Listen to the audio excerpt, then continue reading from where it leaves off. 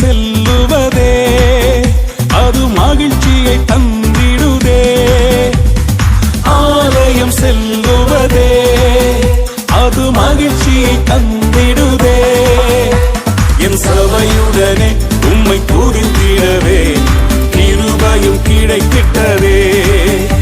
என் சபையுடனே உம்மை துதித்திடவே கிருபையும் கிடைத்திட்டதே. Come on everybody. ஆராதிக்க வந்தோம், அன்பு கூற வந்தோம், யெகோவா தேவனையே.